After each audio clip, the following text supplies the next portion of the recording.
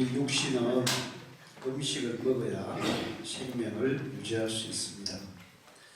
우리의 영혼은 예배를 통해서 하나님이 주시는 신령한 양식을 먹어야 우리의 영혼이 건강을 지키고 유지가 돼요. 코로나로 인해서 교회들이 예배를 잘 못 드리는 경우가 많습니다. 그런데 제가 생각해 왔어요.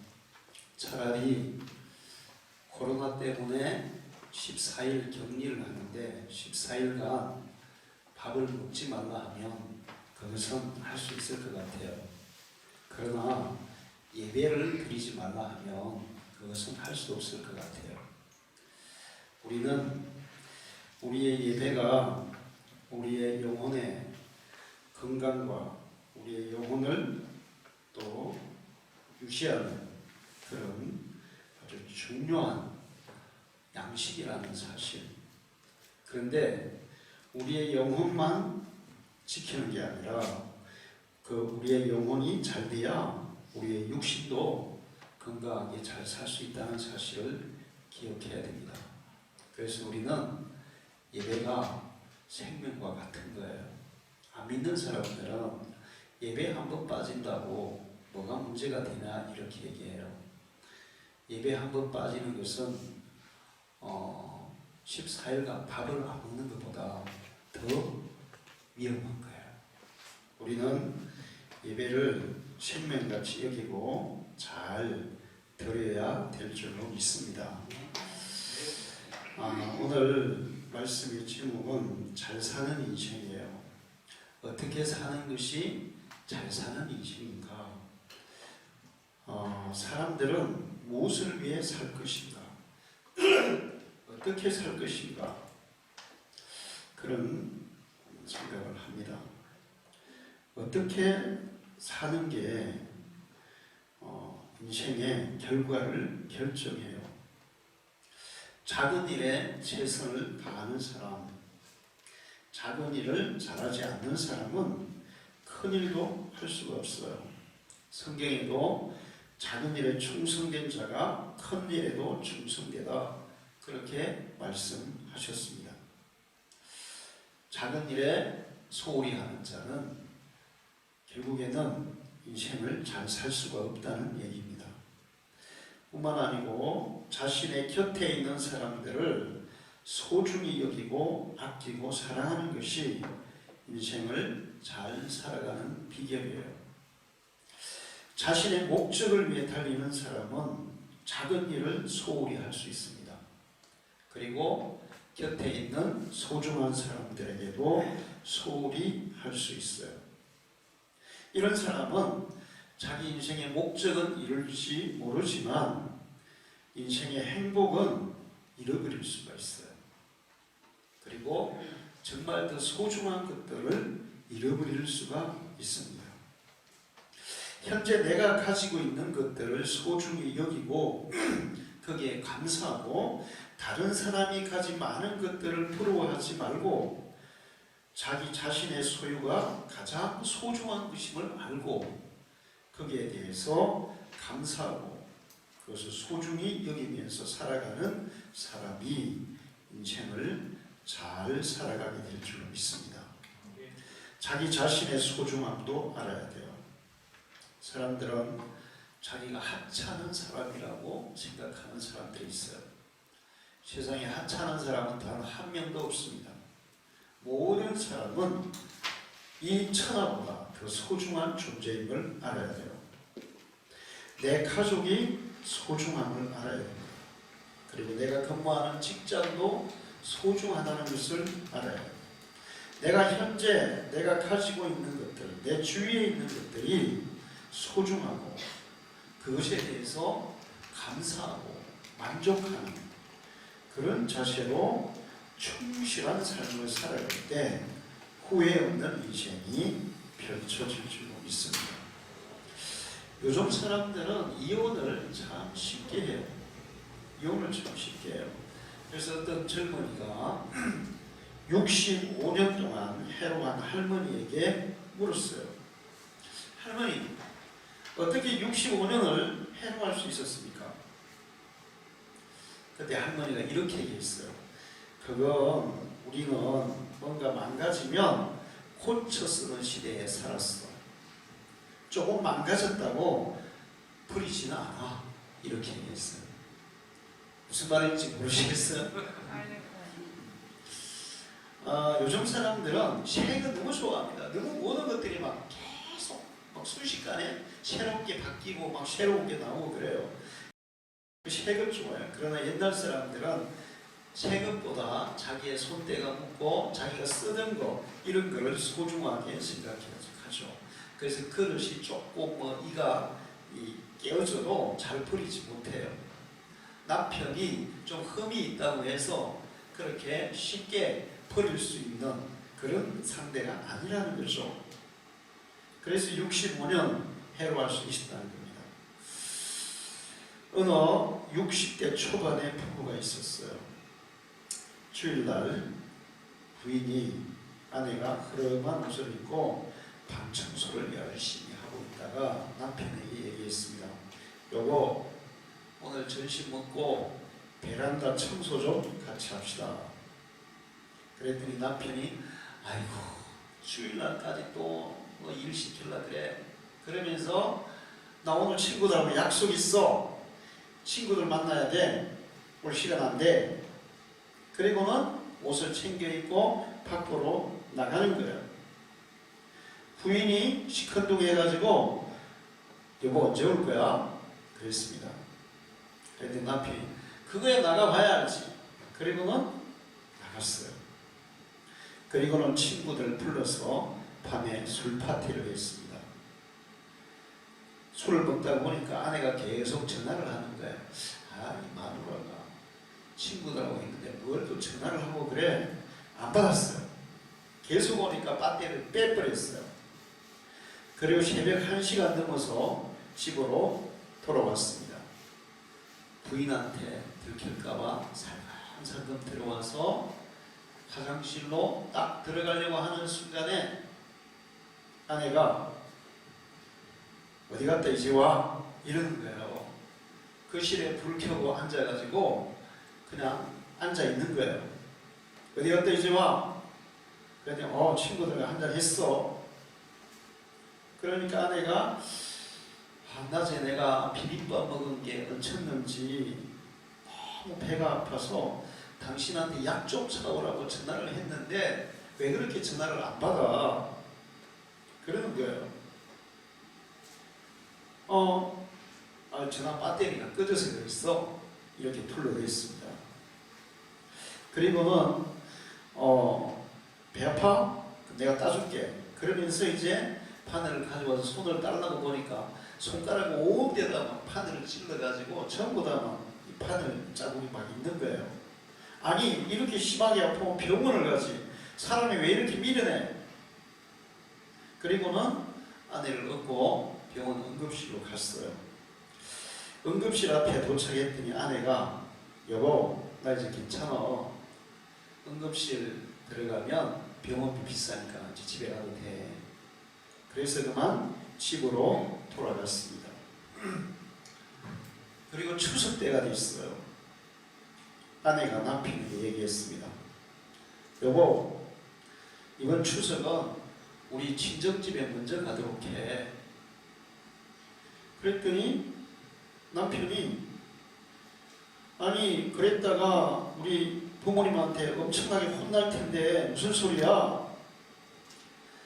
아니 30년 동안 부려 먹었으면 괜찮잖아. 이번 추석은 우리 친정집에 먼저 가도록 해. 그랬더니 남편이 절대로 안 될 소리 하고 있다고. 그랬더니 아내가 그러면 당신은 당신 집으로 가고 나는 친정집에 갈게. 그리고 보따리 싸가 나가버렸어요. 그래서 남편이 할 수 없이 혼자 이제 자기 본가로 갔습니다.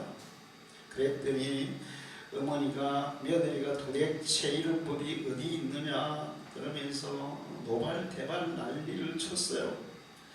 그래서 겨우 부모님을 달래놓고 추석 쉬고 집으로 왔더니 현관문을 딱 여니까 아내가 클래식 음악을 딱 틀어놓고 식탁에 앉아서 이제 책을 읽고 있는 거예요. 이걸 본 남편이 어땠을까요? 머리가 확 도는 거예요. 그래서 아니 당신 지금 제정신이야 그러면서 소리를 빽 질렀습니다. 그랬더니 아내가 너무 태연한 거예요. 이렇게 얘기하는 거예요. 여보, 내가 지금 없어져도 당신도 시부모님도 애들도 잘 살 수 있을 거야. 사실 나 이번에 친정에 간 게 아니고 병원에 입원해서 종합검진을 받았어. 그러는 거예요. 그래? 그리고 이제 며칠 후에 검사 결과가 나오는 날 아내와 함께 병원에 갔습니다. 의사 앞에 섰어요. 그랬더니 의사가 이것저것 살펴보더니 위암 사기입니다. 몸 전신에 암이 퍼져서 더 이상 손 쓸 수가 없어요. 아마 오래 살면 3개월 정도 살 수 있습니다. 이렇게 얘기하는 거예요. 벼락을 맞은 것 같았습니다. 남편은. 그래서 병원을 나와서 함께 집으로 돌아가려고 나왔는데 하늘을 보니까 가을 하늘이 얼마나 파란지 그냥 그동안에 그렇게 많이 하늘을 쳐다봤지만 그날처럼 그렇게 파란 가을 하늘을 처음 봤어요. 그걸 보는 순간에 정신이 혼미해졌습니다. 그리고 아내와 함께 집으로 돌아오면서 엘리베이터를 타고 올라오는데 이제 3개월 후면 아내가 떠나고 내가 이 엘리베이터를 혼자 타겠지? 내가 혼자 청소를 하고 밥을 혼자 먹고 내가 혼자 살겠지? 아내가 없는 인생을 내가 어떻게 살아야 하나? 그런 생각을 하게 됐어요. 그 다음날 아내가 여보, 오늘은 서울에 공부하고 있는 우리 아이들을 보러 가요. 아마 자녀들이 서울에서 공부를 하고 있는 것 같아요. 그래서 아이들에게 아무 말도 안 하고 알리지도 않고 아내와 함께 서울에 자녀들을 찾아갔어요. 연락도 안 하고 부모들이 찾아오니까 아이들이 얼굴이 시큰둥한 거예요. 아니 연락도 안 하고 왜 안 왔어? 말은 안 했지만 그런 표정인 거예요.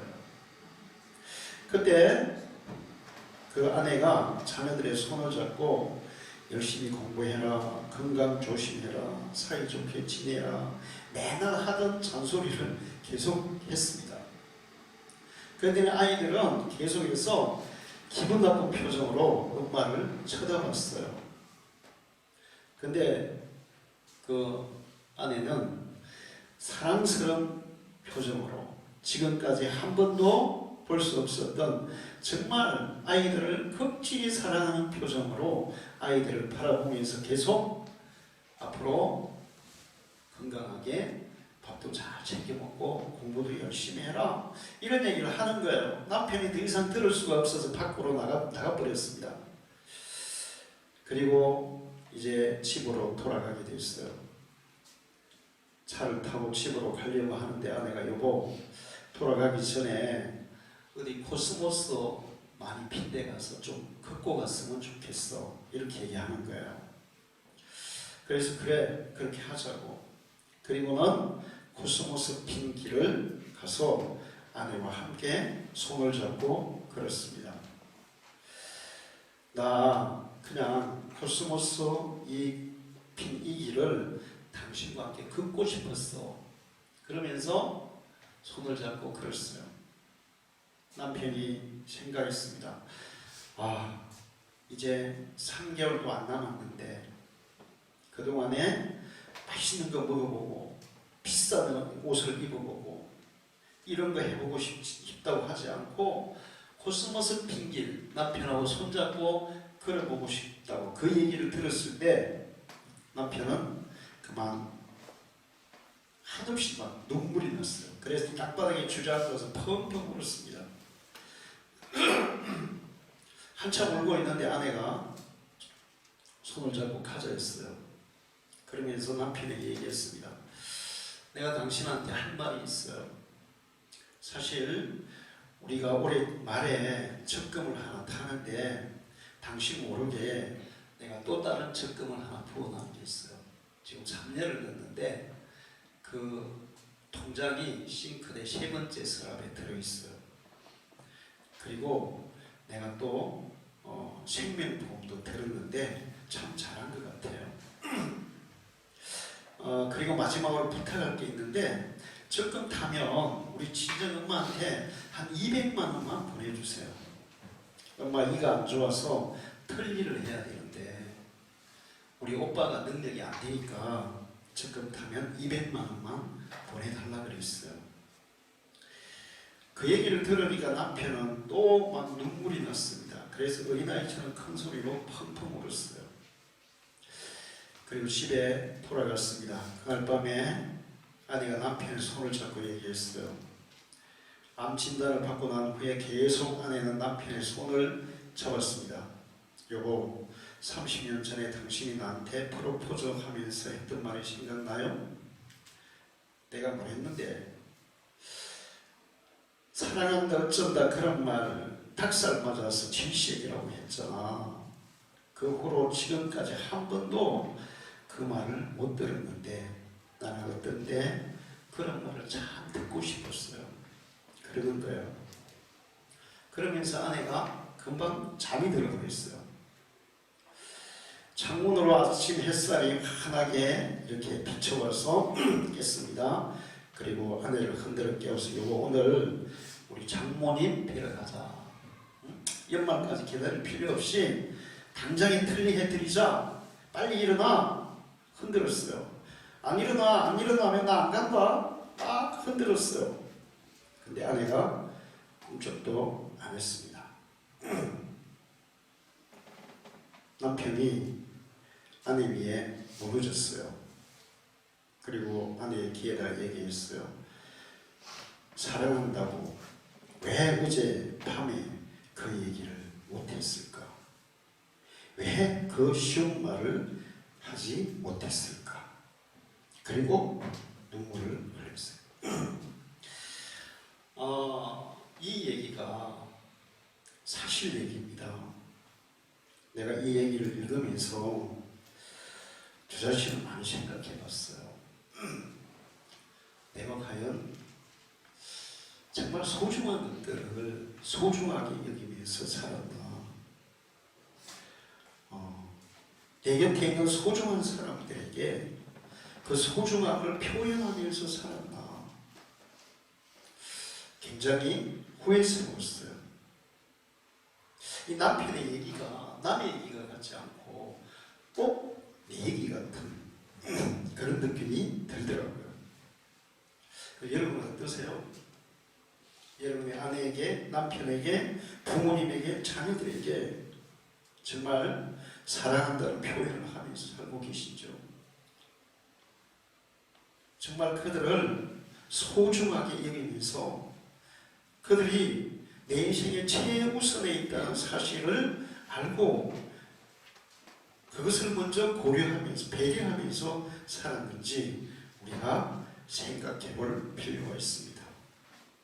많은 사람들이 세상에서 더 소중한 것들이 있는데 그 소중한 것들은 소홀히 하고 나중에 다 가지고 나서 목표를 이루고 나서 돌이켜보면 이거 정말 허무하다고 느끼는 그런 것들을 붙잡으려고 크기에 인생을 걸어요.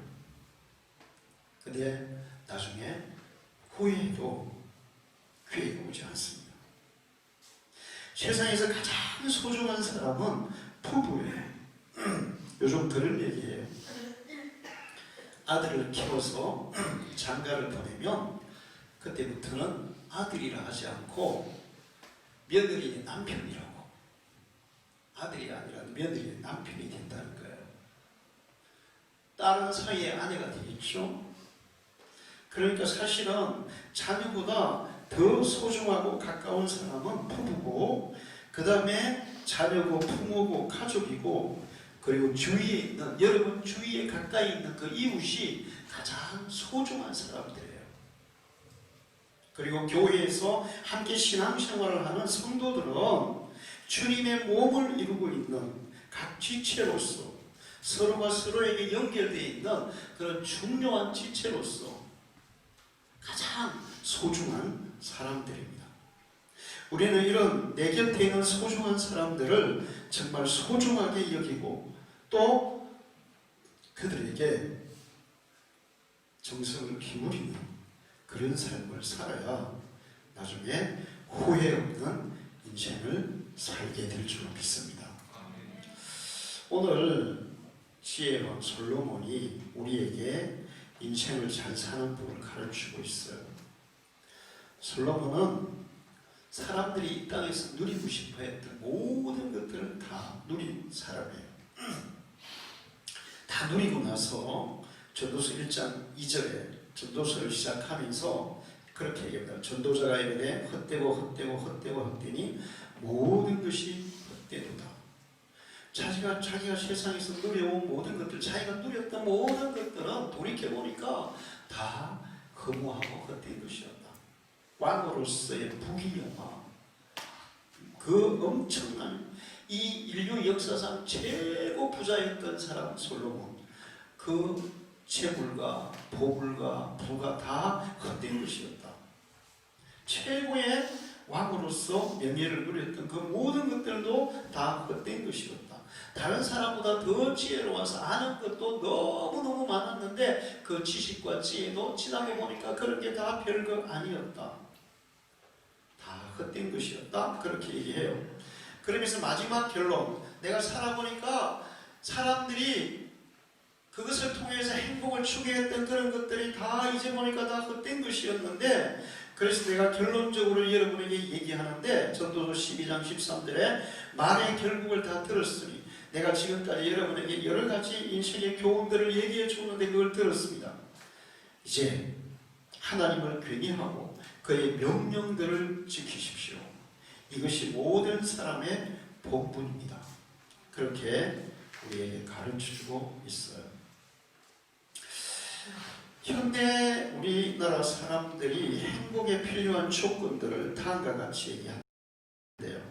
가족, 건강, 돈, 친구, 일, 이런 것들이 있어야 행복해질 수 있다, 이런 얘기를 해요. 근데 거기서도 가족이 제일 우선이에요. 그러나 이것들만 가지고는 인간은 절대로 행복할 수 없어요. 완전한 행복은 얻을 수가 없어요. 진정으로 행복하려면 이 솔로몬이 마지막으로 권하고 있는 하나님을 괴니하고 하는 그 하나님을 괴니하는 믿음이 그 삶의 기초가 돼야만 행복해질 수 있다는 사실을 기억하시기를 축원합니다.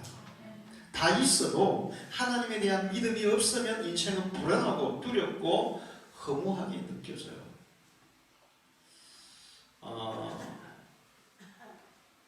우리가 옛날 우리나라 그 말 중에 무자식 상팔자다 이런 얘기 있잖아요. 왜 그런 얘기 했을까요? 자식 정성을 다해서 정말 모든 것을 다 바쳐서 길러놨더니 나중에 자식은 부모를 눈껍데기만큼도 생각 안 해주는 거예요. 그러면 무자식 상팔자다, 그런 얘기를 하는 겁니다. 그러니까 가족이 아주 중요한 거예요. 행복 조건의 첫 번째예요. 그런데 그것만 가지고 또 그것으로 인해서 또 도리어 불행을 느끼는 경우들도 있다는 것입니다. 가족들이 정말 서로를 위하고, 부모가 자녀를 위하듯이 자녀도 부모를 위하고, 남편이 아내를 위하고 아내가 남편을 위하고, 그런 관계가 될 때 가족은 행복의 조건이 되지만, 그렇지 않으면 불행의 요소도 될 수 있어요. 그런데 그런 것들이 다 있다 해도 하나님에 대한 믿음, 하나님을 괴니하는 신앙이 밑받침이 되지 않으면 인생은 항상 불안하고 두렵고 초조한 거예요. 저도 생각해 봤어요. 제가 예수 믿기 전에 사실 지금 부유한 집에서 별 어려움 없이 많은 것을 누리면서 살았습니다. 진짜 제가 초대에서 많은 걸 누렸어요. 다른 애들 썰매 탈 때 저는 스케이트 탔고 그 엄청 초인데 경남 거창시는 소야라는 아주 작은 시골 마을인데 제가 초등학교 때 스케이트를 탔다니까. 여러분 스케이트 타신 분 있어요? 누렸죠. 제가 배드민턴이라는 걸 모를 때 저는 우리 집에 배드민턴을 쳤어요. 그 다음에 아이들이 야구라는 걸 모를 때 제가 아이들을 야구를 훈련시키가 야구 시합을 했어요. 그러니까 많이 느렸잖아요. 그런데 제가 예수 믿기 전에 제 삶은 항상 제 마음속에 근본적으로 불안과 두려움이 있었습니다. 죽음에 대한 불안, 또 질병에 대한 두려움. 다른 사람보다 그게 저는 더 많았는데 왜 그러냐면 초등학교 1학년 때 할머니 돌아가면서 할머니 돌아가실 때 옆에 지켜봤고 중학교 1학년 때 아버지 돌아갈 때 옆에서 지켜봤고 그래서 두 분이나 돌아가시는 것을 옆에서 지켜봤어요. 그러니까 죽음에 대한 두려움이 누구보다 컸습니다. 예수를 믿기 전에 이 근본적인 문제가 해결되지 않으니까 다른 거 다 있어도 항상 불안하고 두렵더라고요. 그래서 제가 예수를 믿고 이 근본적인 문제가 해결되니까 그 다음에는 다른 것이 없어도 행복하더라고요. 할렐루야. 그래서 솔로몬이 우리에게 그렇게 가르쳐 주는 거예요. 우리나라는 정말 세계적인 인류 국가가 됐어요. 그런데 세계적인 인류 국가인데도 불구하고 세계에서 자살이 1위예요. 15년간 계속 자살을 1등으로 하고 있어요. 그 다음에 행복 만족도가 1990년대는 276개국 중에 102위였고 2020년에는 61위예요. 그런데 우리나라가 어느 정도의 나라냐면 경제 순위가 경제력이 세계 10위입니다. 우리나라 경제력이 세계 10위, 수출입은 세계 7위. 그 다음에 우리나라 헌법 10조에는 모든 국민은 인간으로서의 존엄과 가치를 가지며 행복을 추구할 권리를 가진다. 이렇게 헌법에 행복 추구할 권리까지 보장해 놓고 있는 이런 나라예요. 거기다가 우리나라는 1위 하는 게 굉장히 많아요. 1위. 일단 1위 하는 거 얘기하기 전에 제가 일반적인 얘기로 우리나라 경제 규모가 10이고 무역량은 7이고 그 다음에 부패 인식지수는 30이고 국토 면적은 272개국 중에 109위예요. 국토는 좁아요. 인구는 세계 24위예요. 인구도 그렇게 많지는 않아요. 그런데 우리나라는 5,000년의 역사를 가지고 있고 단 한 번도 중국 근처에 있는 나라치고 중국이라고 표기되지 않은 나라. 그러니까 독립국가에서 지금까지 살아온 거야. 중국의 다른 나라들은 다 중국 됐다가 또 뭐 그 나라 됐다가 중국 됐다가 이렇게 했는데 우리나라는 한결같이 이제 우리나라로서 존재하고 있었어요. 그리고 평균 수명이 세계 지금 3위입니다. 안도라라는 나라가 1위, 일본이 2위, 우리나라가 평균 수명이 3위래요. 자, 국토도 좁고 인구도 안 많지만 세계에서 1위 하는 게 굉장히 많아요.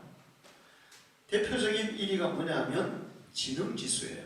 IQ가 세계 1위예요.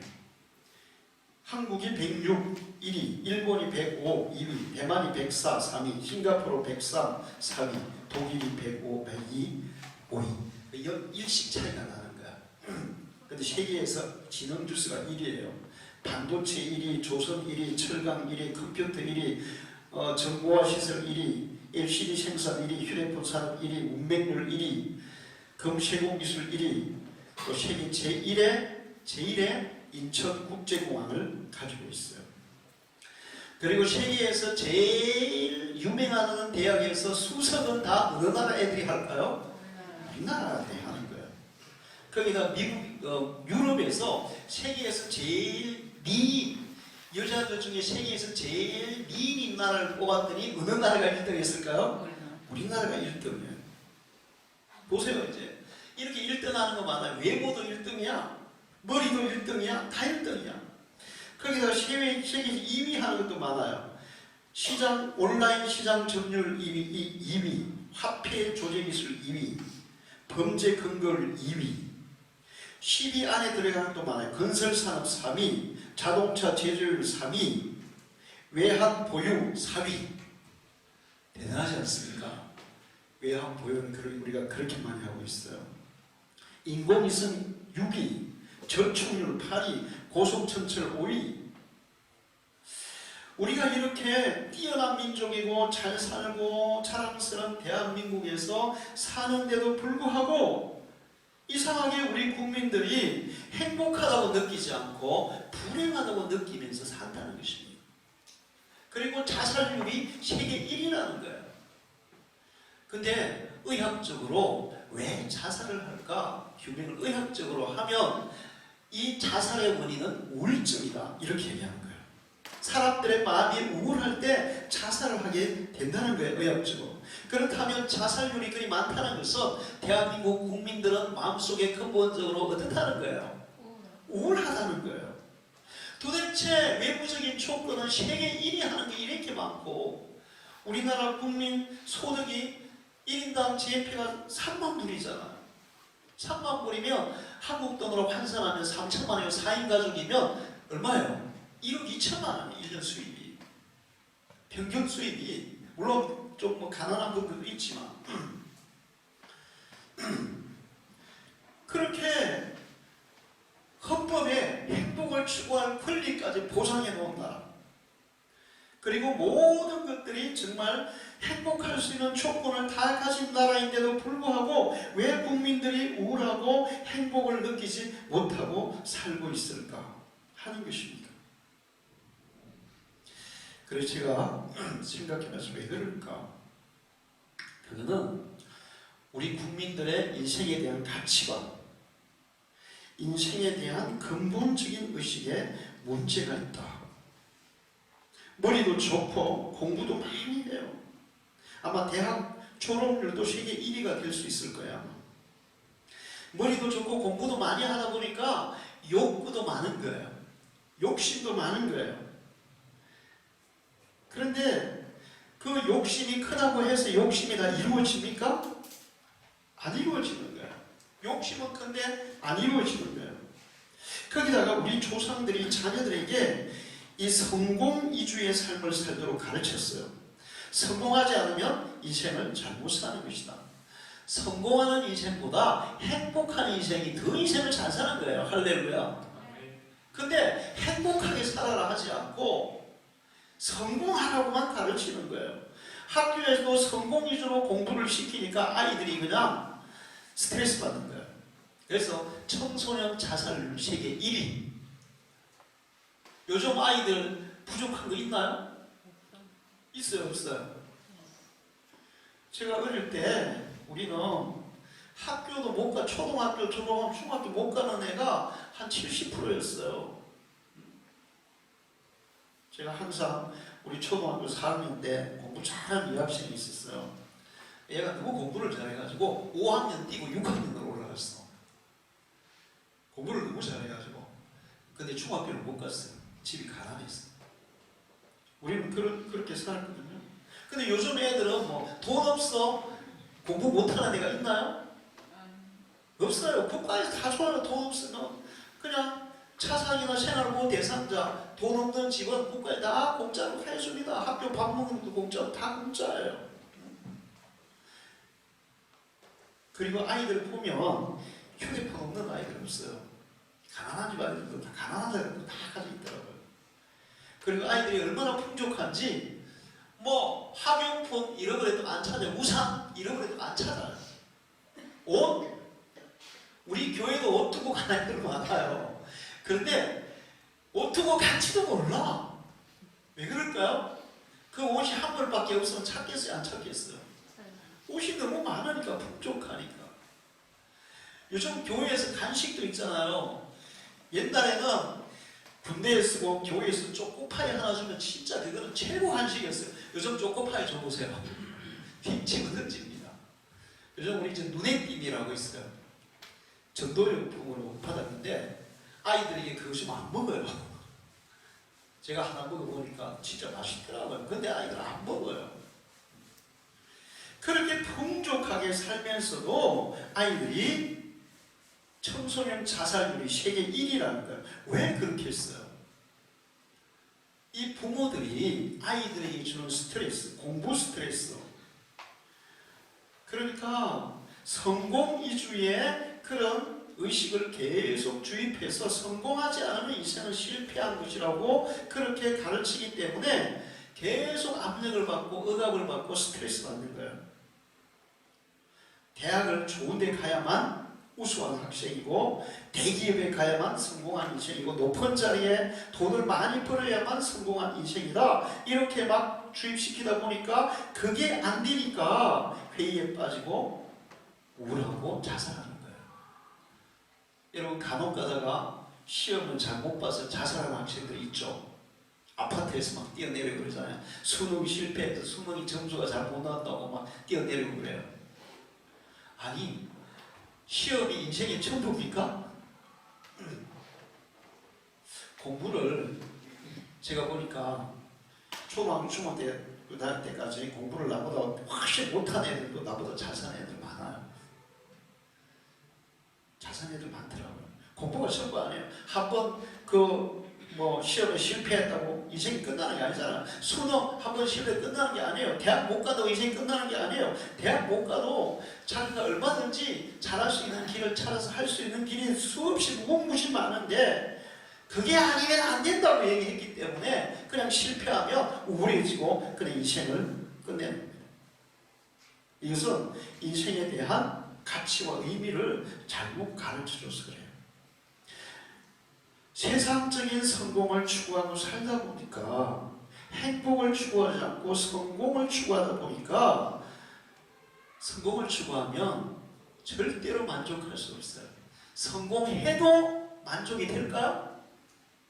만족이 안 돼요. 예를 들어서 내가 10억을 벌겠다고 목표를 채웠어요. 그럼 10억 벌면 야 나는 이제 10억 벌어서 만족해. 난 됐어. 이렇게 할까요? 100억 벌고 싶어질까요? 그때부터 100억을 목표로 또 막 더 힘들게 살게 되어 있어요. 뿐만 아니고 이런 성공을 추구하다 보니까 상대적인 박탈감, 쟤는 성공했는데 나는 왜 못하는 거야? 이런 것 때문에 또 우울해지는 거예요. 인생에 대해서 잘못된 것을 추구하고 살기 때문에 그런 결과가 오는 것입니다. 오늘 여러분은 성경이 가르쳐주는 인생의 목표, 성경이 가르쳐주는 인생을 잘 사는 방법, 이것을 알고 그대로 살아가시기를 축원합니다. 잘못된 것을 추구하면 다 가졌다 해도 불행해질 수밖에 없어요. 세상 것들은 다 가져도 절대 그것이 우리에게 진정한 행복이나 만족은 줄 수 없다는 사실을 기억하기를 바랍니다. 솔로몬이 그거 다 가져봤어요. 그런데 허무했어요. 불행했어요. 그래서 후회하고 있어요. 그러면서 허무하지 않은 인생, 불행하지 않는 인생을 살려면 12장 13절과 14절에 젊어서부터 창조주를 기억하고 살아라. 늦기 전에 어릴 때부터 하나님을 기억하고 살아라. 하나님을 굉해하면서 살아라. 그 다음에 하나님을 굉해할 뿐만 아니라 그 말씀대로 살아라. 인생을 가장 잘 사는 비법이 이 성경에 들어있는 줄 믿습니다. 성경을 열심히 배우고 성경대로 살게 되면 절대로 후회 없는 인생, 만족한 인생, 나중에 정말 나는 잘 살았다고 고백하는 그런 인생이 될 줄로 믿습니다.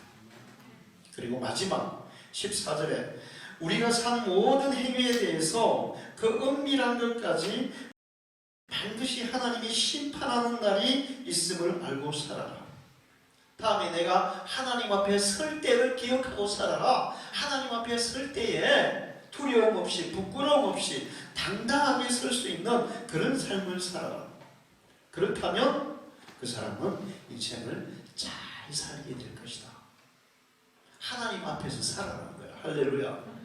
여러분이 순간순간 무엇을 결정하든 어떤 행동을 하든 내가 하나님이 앞에 있다는 사실을 기억하시고 하나님 앞에서 살아가기를 축원합니다.